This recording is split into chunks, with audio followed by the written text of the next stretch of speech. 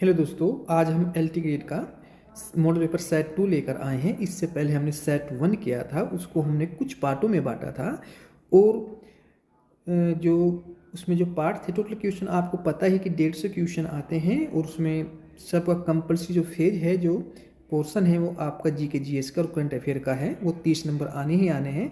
तो हमने आज कोशिश की है कि जो आपको सेट 2 मॉडल पेपर का हम लेकर आए हैं वो मॉडल पेपर आपका पूरे 150 क्वेश्चन का हो और एक ही वीडियो में हो। उसमें सब कुछ डिट्टो आपको पेपर जैसा अनुभव होगा, लेकिन उसमें टाइम थोड़ा ज़्यादा लगेगा, लेकिन फिर भी हम कोशिश करेंगे कि आपको एक ही वीडियो में सब कुछ प्रोवाइड किया जाए। ओके, बस केवल आपको इतना करना होगा कि आपको हमारी वीडियो को लाइक शेयर सब्सक्राइब करना होगा और जो एलटी ग्रेड के पेपर देने वाले हैं उस एस्पिरेंट तक आपको ये वीडियो पहुंचानी होगी ताकि उसका भी कुछ बेनिफिट हो। ओके गाइज, तो आज हम अपने मॉडल पेपर को लेकर चलते हैं और स्टार्ट में बिल्कुल डिट्टो ऐसा ही अनुभव, आपको ऐसा ही फील करना है। आपको टाइमर के साथ इस वीडियो को पूरा करना है। ओके, आपको पता ही 2 घंटे का आपको टाइम मिलता है, तो अधिक टाइम किल ना करते हुए अपनी वीडियो को आगे बढ़ाते हैं। एलटी ग्रेड जी के मॉडल पेपर सेट 2 हमने यहाँ पर 30% लिए हैं, जो पूरा एग्जाम ओरिएंटेड है। ठीक है, यहाँ पर हमने एमसीक्यू टाइप इसको लिया है। भारत के उपराष्ट्रपति कौन है? ठीक है, बताएं। जगदीप धनखड़। ठीक है, ये आपके उपराष्ट्रपति हैं। ओके, अगर कोई ऐसा क्वेश्चन है कि उसकी व्याख्या देना अति आवश्यक है, उसकी व्याख्या से कोई क्वेश्चन बन सकता है, तो हमने यहाँ पर कोशिश की है आपको व्याख्या के द्वारा उसको बता दी जाए। ठीक है, तो जगदीप धनखड़ जो है वर्तमान उपराष्ट्रपति हैं। ओके, भारतीय संविधान के जनक किसे कहा जाता है? आप सभी जानते हैं, डॉक्टर भीमराव अंबेडकर। ओके, इन्होंने संविधान का मसौदा तैयार किया था। मसौदा भी क्या बोलते हैं? प्रारूप बोल सकते हैं आप इसको, मसौदा बोल सकते हैं। नंबर 3, भारत का नियंत्रक एवं महालेखा परीक्षक सीएजी किससे संबंधित है? यह है आपका भाई वित्त लेखा परीक्षक। ठीक है, वित्तीय लेखा परीक्षा इससे संबंधित है आपका। सीएजी सरकारी खातों की जांच करता है। नेक्स्ट नंबर 4, भारत का राष्ट्रीय गीत कौन सा है? तो राष्ट्रीय गीत यह है आपका वंदे मातरम, ये राष्ट्रीय गीत है। और ये क्या है आपका? जनगण मन, ये आपका है भाई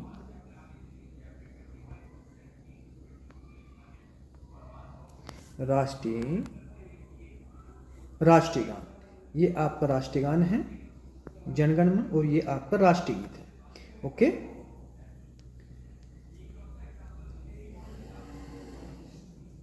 नंबर 5, भारत का राष्ट्रीय गान किसने लिखा?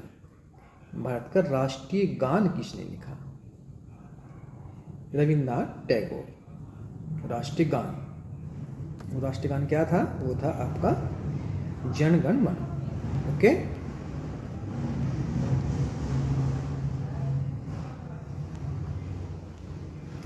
नंबर 6, भारतीय संविधान कब लागू हुआ? भारतीय संविधान कब लागू हुआ? सभी को पता है, 26 जनवरी 1950।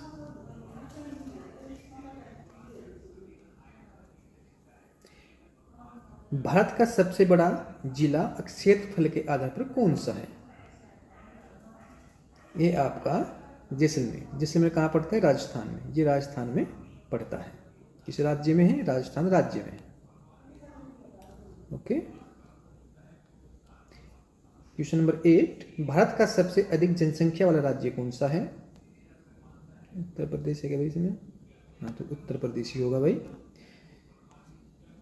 जनसंख्या के आधार पर उत्तर प्रदेश आपका सबसे बड़ा है। और क्षेत्रफल के आधार पर आपका कौन सा बड़ा है? वो है आपका, तो इसमें नहीं दे रखा, लिख देता हूँ, राजस्थान।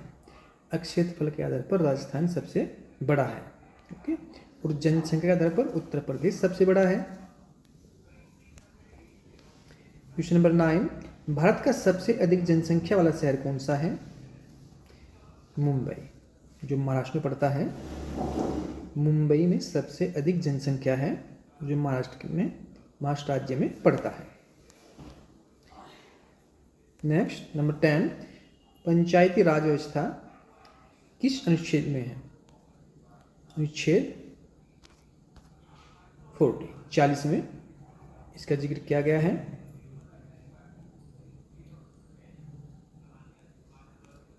नेक्स्ट नंबर 11, भारत में, और वेरी इंपॉर्टेंट, ओके, भारत में पहली जनगणना कब हुई? यही आपकी 1872 में। ओके, योजना आयोग का पहला अध्यक्ष कौन था? कौन था भाई? पंडित जवाहरलाल नेहरू। इसके प्रथम पीएम, पहले प्राइम मिनिस्टर, और इसके योजना आयोग का नाम बदलकर नीति आयोग कर दिया गया है। ठीक है, और इसके अध्यक्ष हमेशा प्रधानमंत्री, जो प्रेजेंट के प्रधानमंत्री होते हैं वही इसके अध्यक्ष रहते हैं। नेक्स्ट, भारत का सबसे बड़ा बंदरगाह कौन सा है? आपका मुंबई बंदरगाह सबसे बड़ा बंदरगाह है, और ये प्रमुख बंदरगाह भी है भाई आपका, क्योंकि इसमें काफ़ी व्यस्त बंदरगाह है। इसमें सामान का आदान प्रदान, आवाजाही लगी रहती है। भारत का सबसे लंबा राष्ट्रीय राजमार्ग कौन सा है? यह है आपका NH44। नेक्स्ट 15, भारत का पहला गवर्नर जनरल कौन था? कौन था भाई? वो था आपका वारने हेस्टिंग्स। ओके,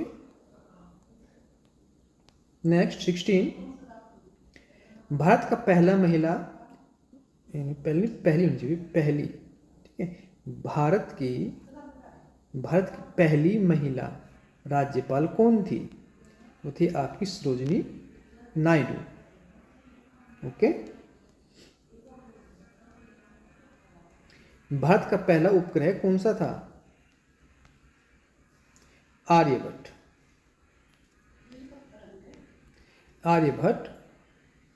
ये बात आपका, ये फैक्ट जो है आपका इम्पोर्टेंट है भाई।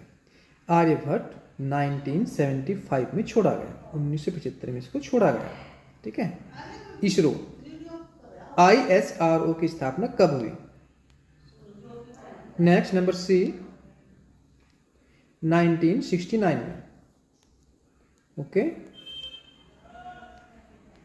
नेक्स्ट नंबर 19, भारत का राष्ट्रीय जलीय जीव कौन सा है? ये आपका डॉल्फिन। ओके, गंगा डॉल्फिन राष्ट्रीय जलीय जीव है। नंबर 20, भारत का राष्ट्रीय फल कौन सा है? यह आपका आम। एशियाई खेलों का प्रतीक क्या है? एशियाई खेलों का जो प्रतीक, इसका झंडा होता है, उसमें कौन सा चिन्ह होता है आपका? उसमें सूरज का चिन्ह होता है। ठीक है, ये इसका प्रतीक है, उगते हुए सूरज का। नेक्स्ट 22, मानवाधिकार दिवस कब मनाया जाता है? 10 दिसंबर को। अंतर्राष्ट्रीय महिला दिवस कब मनाया जाता है? 8 मार्च। भारतीय संसद का उच्च सदन कौन सा है? यह है आपका राज्यसभा। कौन सा है भी? राज्यसभा। और लोकसभा क्या है आपका? निचला।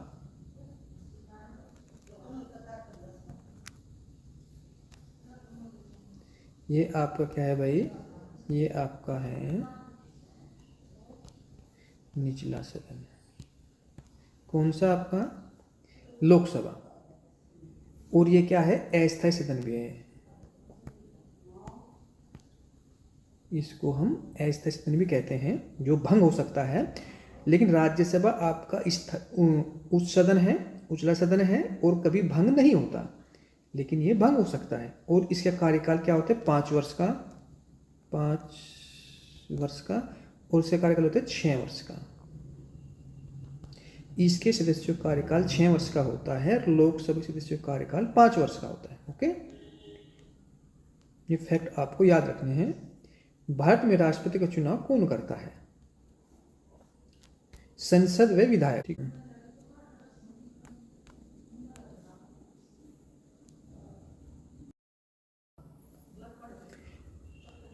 भारत का राष्ट्रध्वज किस अनुपात में है?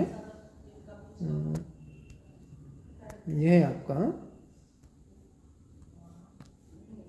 3:2। ठीक है, ये 3 लंबाई और 2 ऐसे चौड़ाई। ठीक है, 3:2 का अनुपात रहता है। ठीक है, नेक्स्ट 27, भारतीय रिजर्व बैंक का मुख्यालय कहाँ है? ये आपका मुंबई में, मुंबई के अंदर है। नेक्स्ट, विश्व स्वास्थ्य संगठन WHO का मुख्यालय कहाँ है? यह है आपका जिनेवा में। नेक्स्ट 29, भारत का सबसे पुराना उच्च न्यायालय कौन सा है? वह है आपका कोलकाता। जय जवान जय किसान किसका, ये किसने नारा दिया? ये किसका है? ये दिया भाई नारा आपका शास्त्री ने। और शास्त्री कौन है? ये लाल बहादुर शास्त्री का नारा है। क्या? जय जवान जय किसान।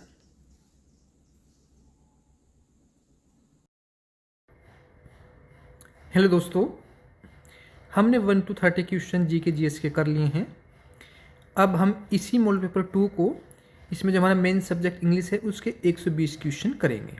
ठीक है, तो पूरा कंप्लीट हम 150 क्वेश्चन करेंगे, जो एक पेपर में आता है हुबहू डिट्टो। हम इसी वे में चलते रहेंगे और आपको ऐसे फील करना है कि आप एग्ज़ाम दे रहे हैं, वही आपको 2 घंटे का टाइमर लगाना है और उसमें 150 क्वेश्चन करने हैं। ठीक गाइज, तो चलते हैं सेट 2 में। R.K. Narayan is regarded as,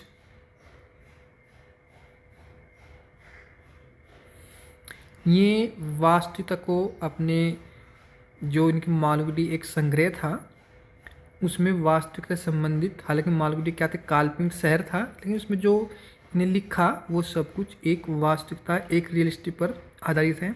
तो ये इसलिए रीजनल, ये आपका क्या होगा भाई? ये रीजनल रियलिस्टिक हुआ, इससे संबंधित है ये आपका वास्तविकता से। ठीक है, एक्सप्रेशन R.K. नारायण भारतीय समाज का यथार्थवादी चित्रण करते हैं, इसलिए इन्हें रीजनल रियलिस्टिक कहा जाता है। Okay, next number 2, Malgudi can best be describe as, Malgudi में किसका वर्णन किया गया है? ये क्या वर्णन कर सकता है? हिस्टोरिकल सिटी नहीं, ये है भाई आपका मिक्रोसम्स ऑफ इंडिया, इंडियन लाइफ, अर्थात मालगुडी पूरे भारतीय समाज का छोटा प्रतिरूप है। देखो, मालगुडी क्या है? एक हालांकि काल्पनिक शहर है, लेकिन ये वास्तविकता से जुड़ा हुआ है और इसको एक छोटा शहर, यानी कि जो पूरे संसार की एक मानसिकता है, इसमें कहीं ना कहीं वो छोटे शब्दों में दर्शाने की पूरी कोशिश की गई है। ओके, मालगुडी पूरे भारतीय समाज का छोटा प्रतिरूप है। The guide is mainly a noble of, ये सेल्फ रियलाइजेशन। ठीक है, सेल्फ का मतलब स्वयं का जो मंथन है, आत्मचिंतन है, उसका क्या है? निष्कर्ष है, कंक्लूजन है।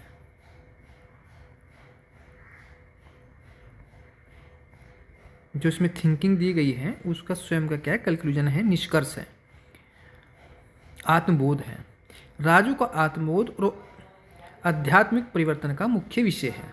ओके, नेक्स्ट हमारा number 4, where the mind is without fear expresses, fear of God, political satire, desire for freedom, personal sorrow. तो डिजायर फॉर फ्रीडम, ठीक है। कविता स्वतंत्र, निर्भीक और जागरूक भारत की कामना करती है। Number 5, arms and the man, डिगल्स soldiers for heroic concept of war, love, women. तो यहाँ पर हीरोइक कॉन्सेप्ट ऑफ वॉर जो मिलता है आपको, यह नाटक युद्ध की झूठी वीरता पर व्यंग है, ठीक है। तो उसका कॉन्सेप्ट ही क्या है, ह्यूमर वाला कॉन्सेप्ट है, एक सटायर वाला कॉन्सेप्ट है, व्यंग वाला कॉन्सेप्ट है। Okay, number 6, the inspector calls is based on individual responsibility, ठीक है। समाज में प्रत्येक व्यक्ति की नैतिक जिम्मेदारी पर जोर। Number 7, elegy returns in a country churchyard highlights rich people. इसमें क्या दर्शाया गया है, रिच पीपल के बारे में, Kings and warriors, common villagers, poets only. यहाँ पर कॉमन विलेजर्स अर्थात सामान्य व्यक्तियों के बारे में इसमें बताया गया है, दर्शाया गया, उनको दिखाया गया है। ओके,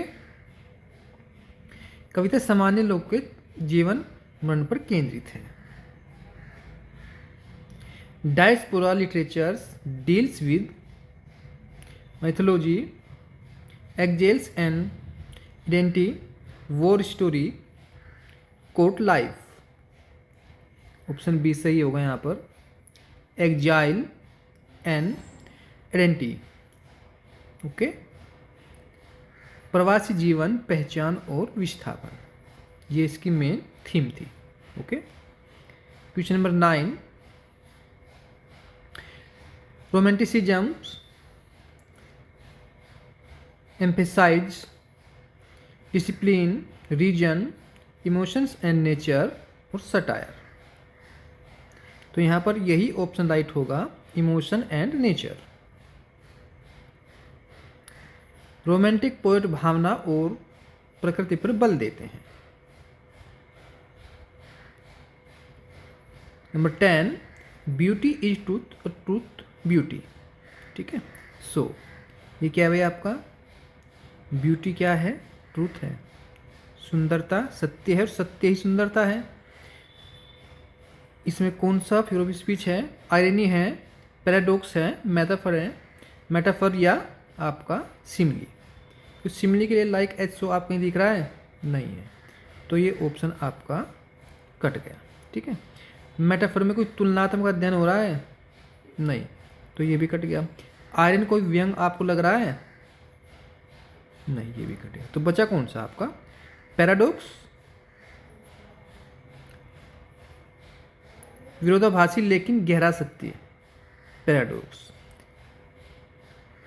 इसमें ऐसी प्रोवर्ब, ऐसी थिंक, ऐसे विचारों का महत्व दिखाया जाता है,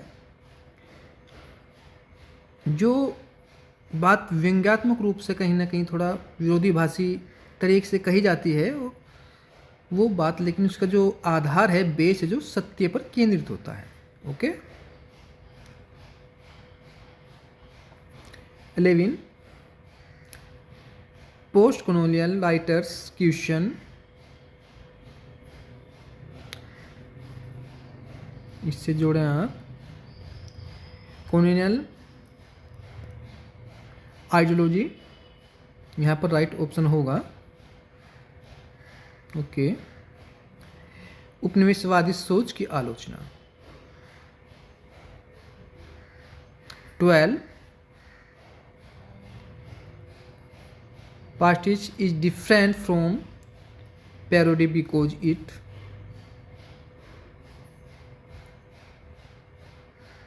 imitates respectfully. ओके, ये इसका राइट ऑप्शन होगा। सम्मान पूर्वक नकल करता है, मजाक नहीं। ठीक है, नेक्स्ट है हमारा question number 13। Dramatic monologue reveals society plot only, speakers inners mind और कोरस। तो राइट ऑप्शन यहाँ पर सी होगा, स्पीकर्स इनर्स माइंड। ओके, वक्ता के मनोभाव प्रकट होते हैं, किससे? इससे वक्ता के मनोभाव क्या होते हैं? प्रकट होते हैं। गोथिक फिक्शन जो है भूत प्रेत से संबंधित होता है, यूजेज। ये आ गया आपका सुपर नेचुरल एलिमेंट्स। ये में भी शायद 2018 में भी क्वेश्चन आया था, यदि हाँ, ये शायद 2018 का क्वेश्चन है आपका। हाँ, इसको आप इम्पोर्टेंट क्वेश्चन में लगा लें भाई। ठीक है, अगर ऑप्शन में आपको घोस्ट आदि पुस्तक का ऑप्शन में आपको अल्टरनेटिव मिलता है और ये आपको नहीं मिलता तो आप वो भी ऑप्शन लगा सकते हैं। ठीक है, नेक्स्ट है आपका डर, रहस्य और अलौकिक तत्व इसके अंदर समाहित हैं। Sonnet organised in England, France, Italy, Greece. भाई सोनट का जो प्रादुर्भाव हुआ ये किस देश से हुआ? ये इटली से माना जाता है। ठीक है, इटली। सोनेट की शुरुआत इटली से हुई। Okay, 16 heroic couplet poet include Wordsworth, कीट, एलेक्जेंडर पोप या शैली। यहाँ पर एलेक्जेंडर पोप सही होगा। ठीक है, जो हीरोइक कपलेट है पोएट इंक्लूड, इसमें कौन शामिल किया जाता है, कौन इसका बेस आधार माना जाता है? वो आपका एलेक्जेंडर पोप माना जाता है। Okay, Alexander pope heroic couplet के लिए प्रसिद्ध हैं। 17 catharsis is associated with comedy, EPIC, tragedy, satire. तो ट्रेजेडी होता है इसमें। भाई इसका अर्थ क्या होता है? इसका अर्थ भी क्या होता है? दुखांत। ठीक है, दुख से परिपूर्ण। और इसका अर्थ क्या होता है? दुख। ट्रेजेडी से भी जानते हैं, दुखांत। दुखांत नाटक,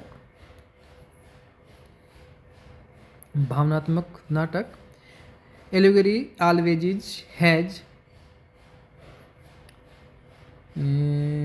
सिंबॉलिक मीनिंग। ठीक है, प्रतीकात्मकता अर्थ, सिंबॉलिक मीनिंग, प्रतीकात्मकता अर्थ अनिवार्य है। ओके,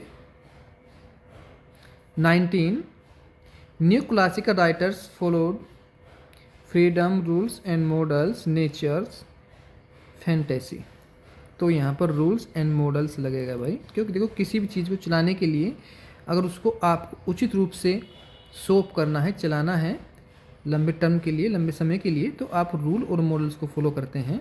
तो क्लासिकल नियम्स का अनुसरण, एंटी हीरो लैक्स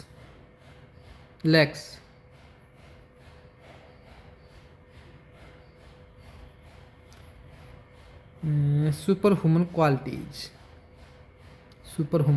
क्वालिटीज, साधन त्रुटिपूर्ण होता है। भाई यहाँ पर 21 से 40 क्वेश्चन ऐसे लिए गए हैं जो केवल आपको, देखो क्वेश्चन लिखने का अब हमारे पास इतना समय नहीं है, आप भी जानते हैं। ठीक है, और आपके पास भी इतना टाइम नहीं है कि आप लेंदी क्वेश्चन पढ़ें और फिर आपको मैं उसका आंसर बताऊं। यहाँ पर हम केवल एक ही मीनिंग से आपको बताएंगे भाई इस लिटरेचर में क्या होता है। देखो लिरिक को आप ये 21 से लेकर 40 तक आपको ऐसे क्वेश्चन मिलेंगे, इसी टाइप के क्वेश्चन मिलेंगे कि लिरिक में आपको क्या दिया जाता है, पर्सनल इमोशन, भावुकता वाला जो फेज होता है वो लिरिक के अंदर आता है। बैलेड, स्टोरी इन सॉन्ग, इसमें गायन संबंधी अगर कोई आपको ऐसी कविता मिले जिसमें कोई बात गाकर बताई जाए तो स्टोरी सॉन्ग इसके अंदर। ओड, प्राइज पोएम, इसमें प्रशंसा की जाती है किसी व्यक्ति के बारे में कविता के माध्यम से। EPIC, long narrative poem, EPIC एक इसका अर्थ महाकाव्य होता है और इसमें लॉन्ग नरेटिव पोएम बहुत बड़ी बड़ी कविता एक गट टाइप में, प्रोज टाइप में उसको लिखा जाता है और वो है तो पोएम लेकिन वो लगती है ऐसे की वजह से आपने कोई लेख लिख रखा हो, ठीक है, एक किस्म से एक बड़ा लेख होता है। Big writing. Mock epic, travels in grand style, एक अलग अंदाज में एक अच्छी प्रकार से सभ्य शब्दों का प्रयोग करते हुए उसमें उसको कहते हैं mock epic. Blank verse, no rhymes, इसमें कोई राइम्स नहीं होती, और मीटर्स परजेंट, लेकिन मीटर इसके अंदर होता है, तो ये आपके लिए इम्पोर्टेंट है भाई बहुत। Blank verse. ट्रेजिक फ्लो, ये क्या है भाई, इसका एग्जांपल है हेमेर्शिया, नेमेसिस, पोएटिक जस्टिस, ठीक है।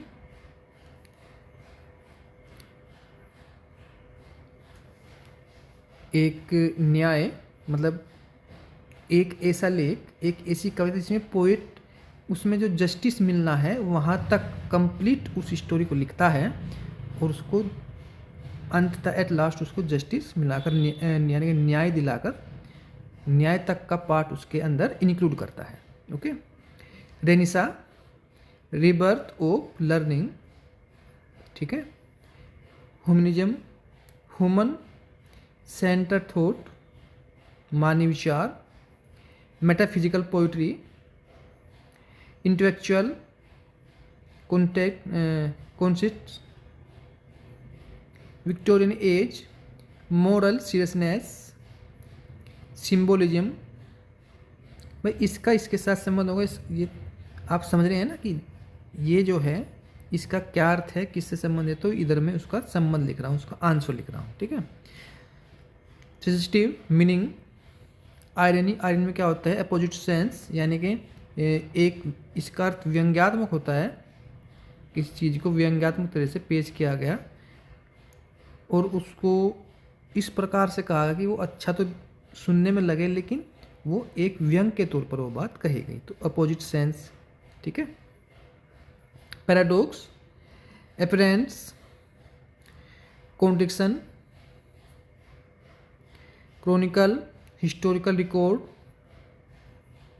मैन्युस्क्रिप्ट, मैन्युस्क्रिप्ट पांडुलिपि होता है इसका, मैन्युस्क्रिप्ट का पांडुलिपि, जिसे आपके रामायण महाभारत पहले ताम्र पत्रों पर लिखा गया उसको पांडुलिपि बोलते हैं। हैंड राइटिंग टेक्स्ट, हाथों के द्वारा लिखी हुई चीज़ को पांडुलिपि बोलते हैं, ठीक है। ऑटोबायोग्राफी, सेल्फ लाइफ स्टोरी, अपनी कहानी को स्वयं लिखना, उसको ऑटोबायोग्राफी बोलते हैं। तो बायोग्राफी किसे बोलते हैं, लाइफ ऑफ अदर्स, यानी कि अगर आप कोई व्यक्ति मर जाए उसके बारे में उसके मरने के बाद कोई दूसरा लिखे उसके बारे में तो उसको बायोग्राफी बोलते हैं, या उसके जीवित रहते ही कोई उसके बारे में कोई दूसरा व्यक्ति लिखे उसको आप बायोग्राफी बोलते हैं।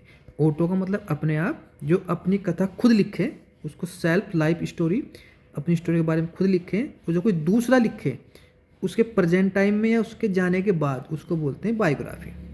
जेनर, लिटरेरी टाइप, ये लिटरेरी का प्रकार है, ठीक है। तो यहाँ से हमारे क्वेश्चन फिर से भी चले गए 41 से। नाइदर्स ऑफ द आंसर्स करेक्ट, यहाँ पर क्या होगा भाई आपका इज होगा। इज क्यों होगा, नाइदर के साथ हमें हमेशा क्या आता है, नाइदर के साथ हमेशा सिंगुलर फॉर्म का प्रयोग होता है। किसके साथ, नाइदर के साथ, याद रखेंगे आप। तो यहाँ पर इज आएगा भाई, ठीक है। हम लिख रखा है नाइदर के साथ सिंगुलर वर्ब। 42 ही रेफर्स टी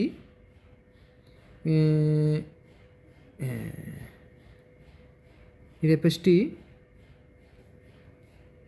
और टी के साथ जहाँ रेफर्स आएगा इसके साथ हमेशा क्या आएगा, टू आएगा।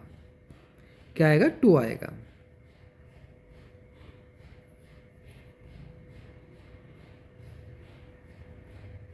She has been working hair,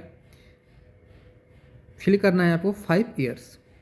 तो क्या करेंगे भाई आप, 5 ईयर्स, पता नहीं कौन से 5 ईयर्स हैं, तो 4। देखो भाई निश्चित होता तो निश्चित के लिए क्या आएगा, पॉइंट ऑफ टाइम आता सिंस, और अनिश्चित के लिए पीरियड ऑफ टाइम, अनिश्चित के लिए। और ये क्या है आपका, सिंस, पॉइंट ऑफ टाइम। ठीक है भाई, पी है भाई, पॉइंट ऑफ टाइम। तो यहाँ पर ये 5 साल, मुझे पता है 5 साल कौन से 5 साल है, तो इसलिए अनिश्चित है तो आपने 4 लगाया। ओके, ये पीरियड ऑफ टाइम है आपका। 44 चूज करेक्ट सेंटेंस। देखो भाई ही डिनाइड, ही डिनाइड सब में इक्वल है ना, ये पार्ट सब में इक्वल है। फिर इसके बाद 2 है, यहाँ पे हेल्पिंग है, मी है।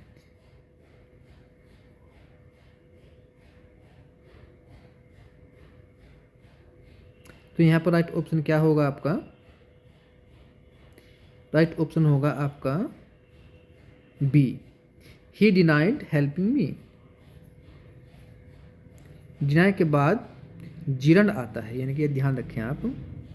देखो हमने आपसे कहा कि राइट ऑप्शन आपका ये है, ये है, और ये आपका बहुत इम्पोर्टेंट है। जितना भी आप इम्पोर्ट लगाए उतना इम्पोर्टेंट है, वेरी वेरी वेरी इंपॉर्टेंट है। क्यों, ये ध्यान दें आप। यहाँ पर डिनाई है, ये डिनाइड की सेकंड फॉर्म है, ठीक है। और इसके साथ में हमेशा डिनाई के साथ में हमेशा जीरंड फॉर्म आती है, यानी कि अर्थात ING फॉर्म आती है, ठीक है। तो उसके साथ में helping me. Okay, passive of someone stole my bag.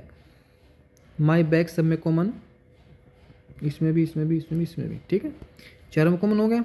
अब ये स्टोल कौन सी फॉर्म है आपकी, सेकंड फॉर्म।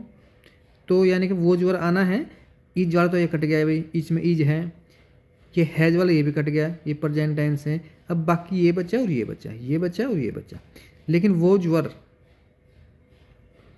वो जिसमें है, इसमें क्या है, इसमें हैड है, तो ये भी कट गया भाई। बचा कौन सा एक, तो यही आपका क्या हुआ, राइट ऑप्शन हुआ बी। देखो आप बी है, देखो बी है भाई आपका। देखो माई बैग हुआ आपका, इससे आपने वोज निकाला, और इसकी थर्ड फॉर्म समवन हो, एनीवन हो, इनको आपस में क्या करते हैं, इनको आंसर लिखते समय, इसका पैसिव बनाते समय इसको हटा देते हैं समवन को, ठीक है। ये पास्ट सिंपल पैसिव, ठीक है। लेस्ट शुड बी फॉलोड बाय।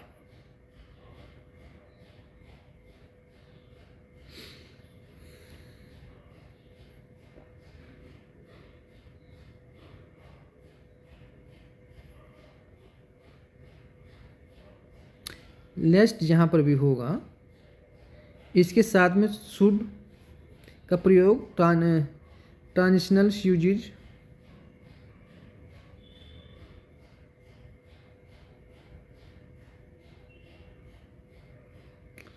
ये ऑप्शन भाई थोड़ा सा उसमें आंसर भी इसमें दे दिया। चलो ये यहाँ तो है, ये भी चलो यहाँ से ये ले लो आप। लेकिन ये थोड़ा क्वेश्चन जो हो, ये क्वेश्चन ही थोड़ा गलत दिया गया। चलो कोई बात नहीं, ये टाइपिस्ट महोदय की थोड़ी मिस्टेक है, क्योंकि यहाँ पर पूछा क्या गया था भाई, इस लेस्ट के आपको ध्यान ये देना है यहाँ पर हमेशा कि लेस्ट कहीं इसका अर्थ क्या होता है, कहीं ऐसा ना हो। इसका अर्थ क्या होता है, ये जैसे सेमी नेगेटिव में होता है, कहीं ऐसा ना हो, और उसके साथ में हमेशा क्या आता है, शुड आता है, ठीक है। तो ये जब शुड यहाँ पर ले तो ये तो खाली स्थान यहाँ पे होता है, रिक्त स्थान, तो यहाँ पर आपको फिल करना होता, तो यहाँ पर ये क्या होता, डैश होता, फिर आप यहाँ पर शुड करते, ठीक है। ये ऐसे होना था। अब नेक्स्ट है आपका 47।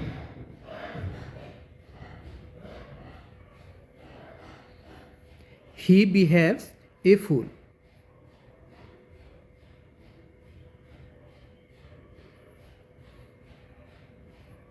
Behaves a fool, like behaves a fool. Okay. 48 very little water,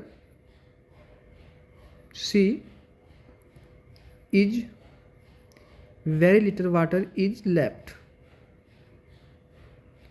देखो वाटर क्या है भाई, वाटर आपका अनकाउंटेबल नाउन है, ये वाटर दिया है यहाँ पर, अनकाउंटेबल नाउन है, और अनकाउंटेबल नाउन जो है हमेशा सिंगुलर होता है, इसलिए यहाँ पर इज आया। ये भी क्या है, प्लूरल है, बहुवचन में है, ये बहुवचन में है और ये भी बहुवचन में है, लेकिन आपको अनकाउंटेबल के साथ हमें क्या लेना है, सिंगुलर फॉर्म लेनी है टेंस की, तो इसलिए यहाँ पर इज आया। ओके।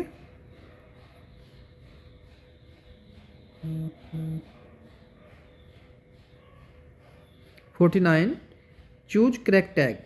यहाँ पर आपको करेक्शन करना है टैग का। ही इज ए टीचर, आप क्या देखना है, अगर नेगेटिव हो, पहला पार्ट नेगेटिव हो तो दूसरा आपको पॉजिटिव बनाना है, अगर पहला पॉजिटिव हो तो दूसरा आपको नेगेटिव बनाना, तो यहाँ पर आपको यानी कि नेगेटिव बनाना है। आपको टेंस से स्टार्ट करना है। टेंस में क्या है आपका भाई, इज है, तो इजंट नेगेटिव हो गया, और जो आपका सब्जेक्ट उसको फिर दोबारा आपको सब्जेक्ट तौर पे लेना है। ही इजंट ही, देखो भाई किस पार्ट में है, इजंट ही, ये पहला ही ऑप्शन यहाँ पर सही है। देखो भाई पहला ही ऑप्शन सही है। नेक्स्ट आपका 50 आइडेंटिफाई सेंटेंस। टेंस के आइडेंटिफाई टेंस करना है आपको। सी हैड बीन रीडिंग, भाई हैड के साथ बीन है, फर्स्ट फॉर्म में आईएनजी है, तो यानी कि पास्ट परफेक्ट कॉन्टिन्यूअस, ये आपका सी ऑप्शन राइट है। ठीक है, सी ऑप्शन राइट हो आपका। अब फिर से 51 से 90 तक क्या हो आपका की पॉइंट, यानी कि आपको यहाँ पर जो दिया जाएगा वो आपको ध्यान रखना है, क्योंकि क्वेश्चन में अधिक समय थोड़ा किल होता है, लेकिन हमारा टाइम भी बच जाता है और हमारा एक मॉडल पेपर आज ही कंप्लीट भी हो जाएगा और आपका एक फैक्ट भी तैयार होगा। तो नो सुनर के साथ हमेशा देन का प्रयोग होता है। ठीक है, ये इमीडिएट एक्शन होता है इसमें, नो सुनर वाले इसमें, तो आपको ध्यान रखना नो सुनर जहाँ पर भी आएगा तो आपको उसके साथ में देन लगाना है। ठीक है, ये एरर पार्ट में भी आ सकते हैं। हार्डली के साथ हमेशा वैन का प्रयोग होगा, स्कार्सली के साथ हमेशा इसके साथ भी वैन का प्रयोग होगा। इच ओप के साथ हमेशा सिंगुलर वर्ब आती है, इच ओप के साथ हमेशा सिंगुलर वर्ब आती है टेंस की। ठीक है, ए नंबर ओप के साथ हमेशा बहुवचन या प्लूरल फॉर्म आती है। ठीक है, टेंस की। द नंबर्स ओप के साथ क्या आता है हमेशा सिंगुलर। टू मच क्या है आपका अनकाउंटेबल, यानी कि अनकाउंटेबल के साथ हमेशा सिंगुलर फॉर्म ही आती है वर्ब टेंस की। ठीक है, too many countable. Few, few क्या है आपका सेमी नेगेटिव है। ए फ्यू क्या है आपका पॉजिटिव है, और लिटिल भी क्या है आपका नेगेटिव है। ए लिटिल क्या है आपका पॉजिटिव है। यूज्ड टू आपका क्या है पास्ट हैबिट्स है। यूज्ड टू देखो जहाँ पर भी आएगा तो ये आपकी पास्ट की भूतकाल की आदत है। वुड पास्ट की हैबिट्स हैं, पास्ट टेंस की क्या है आपकी आदत है अभी। सिंस पॉइंट ऑफ टाइम के लिए, यहाँ पर टाइम संडे से, मंडे से, उस मंथ से, मई से, जून से, जुलाई से, 1990 से, 2025 से, 26 से, यानी जो आपको टाइम देता है तो पॉइंट ऑफ टाइम के लिए हमेशा क्या आएगा सिंस आएगा। ठीक है, और पीरियड ऑफ टाइम के लिए यानी कि एंशियस समय के लिए हमेशा क्या आएगा फॉर आएगा ड्यूरेशन के लिए। ठीक है, एक्यूज्ड ऑफ जीरन, इसके साथ में हमेशा वर्ब की फॉर्म आईएनजी आती है, इसके साथ में यानी कि एक्यूज्ड ऑफ के साथ में हमेशा इसके बाद में जो वर्ब आती है उसकी आईएनजी फॉर्म आती है। Found of plus noun, found of के साथ में हमेशा नाउन आता है इकट्ठा, क्योंकि पेयर्स में insist on Jiran, insist on के बाद भी हमेशा क्या आती है जीरन फॉर्म आती है, आईएनजी फॉर्म आती है। ठीक है भाई, कैपेबल ऑफ के साथ भी जीरन फॉर्म आती है, यानी कि आईएनजी फॉर्म आती है। प्रिवेंट फ्रॉम के साथ भी क्या आती है हमेशा जीरन फॉर्म आती है, आईएनजी फॉर्म आती है। आप बताते चलें भाई ये आपको फैक्ट कैसे लग रहे हैं।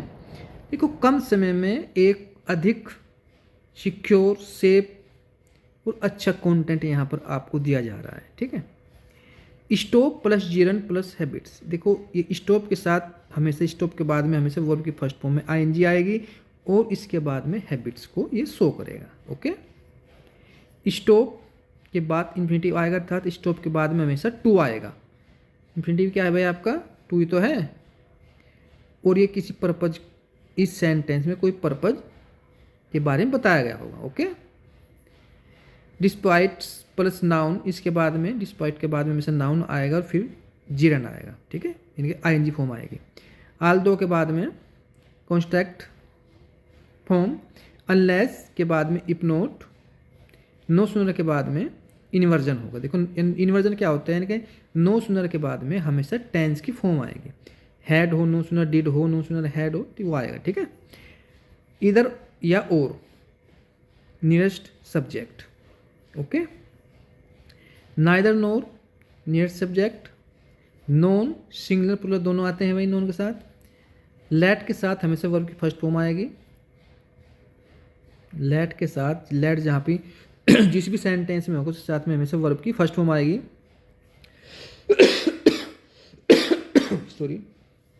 Sorry guys. Make plus object plus verb की फर्स्ट फॉर्म। मेक के बाद हमेशा ऑब्जेक्ट आता है और उसके बाद में हमेशा वर्ब की फर्स्ट फॉर्म आती है।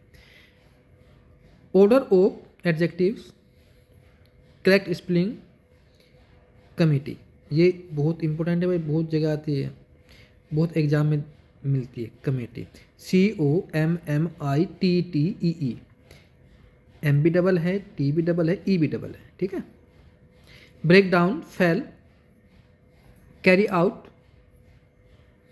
Execute, look into, investigate. देखो जब किसी को आप, यानी कि लुक इनटू फ्रेज जहाँ पर भी आएगा, आप इसको एक वर्ड में क्या डिफाइन करेंगे, इनको इन्वेस्टिगेट, यानी कि इन्वेस्टिगेट क्या होता है, किसी खोज करना। ठीक है, अन्वेषण करना। ओके, पुट ऑफ, पोस्टपोन, स्थगित करना। Turn down, reject, turn down reject करना यानी कि निरस्त करना। Bring about, cause. Section C में हमने वोकेबलरी एंड फिगर्स, इसको इसमें बांटा है, जो 91 से लेके 125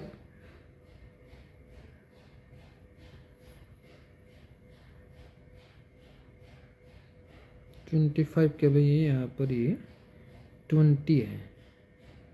ठीक है, 20 है।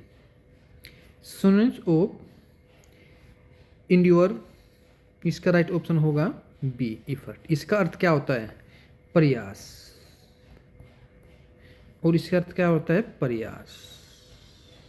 ठीक है, या प्रयत्न, कुछ भी कह सकते हैं आप।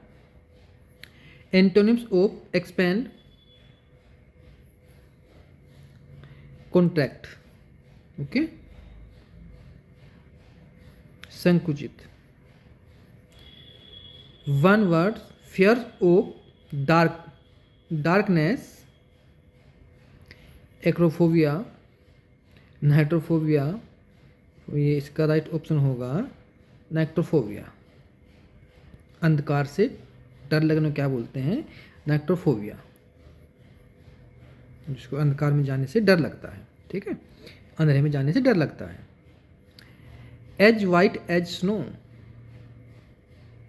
इसमें क्या है भाई, एज आया, ये आया भाई, जहाँ पर भी आपका एज आएगा, लाइक आएगा, सो आएगा, वो क्या होता है आपका, वो आपका सिमिली होता है। क्या होता है आपका, सिमिली होता है। तो यहाँ पर ये क्या हुआ, आपका सिमिली हुआ। ठीक है, द स्टार्स डांस, स्टार क्या कर रहे हैं, डांस कर रहे हैं। तारे नाचते हैं कभी, जब निर्जीव चीज का सजीव चीज में इसकी तुलना की जाए तो वहाँ पर पर्सोनिफिकेशन अर्थात मानवीकरण होता है।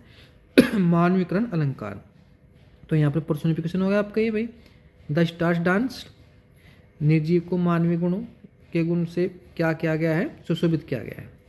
96, लाइफ इज ए जर्नी, ये क्या है भाई, जब लाइफ को एक जर्नी, एक यात्रा के समान बताया गया, जीवन को, जब एक चीज़ की तुलना की जाए किसी दूसरी चीज़ से, लेकिन तुलना प्रकट करने वाले शब्द लाइक एज सो का अभाव हो ना हो, तो वो क्या है आपका मेटाफर है, रूपक अलंकार है, रूपक अलंकार। ठीक है। I waited for age, hyperbole अतिशयोक्ति, किसी बात को बढ़ा चढ़ाकर बोलना। ठीक है। वो अपनी वेट का क्या कर रहा है, वेट के इंतजार नहीं कर रहा है अपनी एज का, यानी कि उसकी एज रुक गई है, थम गई, ऐसा ना हो ही नहीं सकता, समय के साथ हर चीज़ बढ़ती है। ठीक है। और हर चीज़ अपने समय समय पर आकर एक दिन नष्ट हो जाती है। तो यहाँ पर ये क्या है, अतिशयोक्ति है। स्वीट पेन, वैसे तो स्वीट ही होगा, स्वीट माने क्या होता है, मधुर मीठा, और पेन माने क्या होता है, दर्द होता है। तो दोनों क्या है, अपोजिट है, यानी कि ऑक्सीमोरन, विरोधाभास। दोनों क्या है, स्वीट अलग है और पेन अलग है, दोनों का अर्थ अलग अलग है। दोनों अगर एक साथ आएंगे तो आपका क्या है, विरोधाभास अलंकार हुआ है। ओके, ऑक्सीमोरन से यहाँ पर रेपिटेशंस ऑफ वोबल साउंड, जहाँ पर वोबल साउंड का बार बार रेपिटेशन हो उसको क्या बोलते हैं, एसोनेंस। ओके। अनुप्रास अलंकार, addressing abstract ideas, apostrophe. Apostrophe यहाँ पर जिस भी क्वेश्चन में आपको ये साइन मार्क मिलेगा ना अपोस्ट्रोफी का, ये तो आगमन कर लगा दो कि वो आपका अपोस्ट्रोफी है। ठीक है, जहाँ पर आपको ये साइन मार्क मिलेगा। इटरेशन का क्या है, सेम कॉन्सोनेंट्स। कॉन्सोनेंट्स क्या कहते हैं आपके, जहाँ पर सेम कॉन्सोनेंट्स को बार बार रिपीट किया जाएगा, वो आपका अनुप्रास अलंकार है, इलिट्रेशन है। ओनोमोटोफोइया, ध्वनि सूचक अलंकार, जहाँ पर कुछ जानवरों की, मैं आपको एक वीडियो में कंटेंट दूंगा, उसमें कुछ स्पेसिफिक जानवरों की वॉइस साउंड होगा, उसको आप लर्न कर लेंगे और उसमें से आपको पेपर में मिल जाएगी। और जहाँ पर भी कोई किसी चीज़ का साउंड के बारे में बताया जाएगा, किसी जानवर का हो, मोस्टली जानवर का ही साउंड आता है इसमें, वो आपका ओनोमोटोफोइया है, ध्वनि सूचक अलंकार है। Synecdoche, part for whole, irony, opposite meaning, pun, word play. ठीक है। Tautology, repetition, bathos, serious to, trivials, pathos, pity, दया, क्लाइमेक्स, रीजनिंग ऑर्डर, चढ़ता क्रम। सपोज करो जब आप कोई मूवी देखते हो और आपको शुरुआत में अच्छी नहीं लगती है, फिर आप धीरे धीरे धीरे धीरे धीरे जब आप धीरे धीरे आगे बढ़ते हैं तो उसके मूवी के बीच के टाइम से में आप क्या लगता है, उसमें खूब आनंद आने लगता है, यानी कि वो उसका क्लाइमेक्स है। ठीक है। और जब वो मूवी ख़त्म होने वाली तो धीरे धीरे आपका क्या इंटरेस्ट भी कम होने लगता है, भाई चलो तो एंड तो उसका हो गया, तो हम जानेंगे क्या होगा आगे, तो उसको बोलते हैं एंटी क्लाइमेक्स। लेकिन ये जो पोजीशन है ये ऊपर की, ये आपका क्लाइमेक्स पॉइंट है। ठीक है। एंटी क्लाइमेक्स, सडन फॉल्स, नीचे गिरना। Euphemism, middle expressions, imaginary, word picture, rhetorical questions, no answer, paradox, connections, satires, humorous, criticism, elegy, morning poem, दुखांत यानी कि, ठीक है, दुख से परिपूर्ण।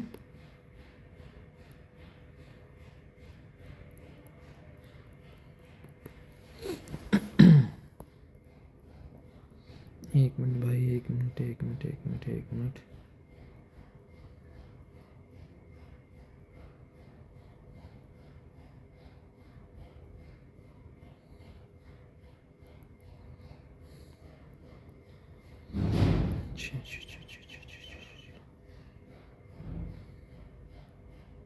दुख से परिपूर्ण। ठीक है भाई। पास्टरल, रूरल लाइफ यानी कि गांव का जीवन। फैबल्स, मोरल स्टोरी, ऐसी स्टोरी जो आपको सीख दे, फैबल्स, परियों की कहानी वगैरह। Ballads, story poem. सोनट आपको पता है कि इसमें 14 लाइन होती है, 14 लाइन होती हैं। ठीक है। तो ये हमारा आज का भाई जो मॉडल पेपर था हमारा कंप्लीट होता है। और आज हमने मॉडल पेपर अपना 2 कंप्लीट किया with GK GS and current affair के साथ। तो मिलते हैं गाइज आप शायद कल तो शायद क्लास नहीं हो पाएगी, लेकिन परसों कोशिश करेंगे हम आपको थर्ड मॉडल पेपर कंप्लीट करा दें। तो okay guys, thank you very much.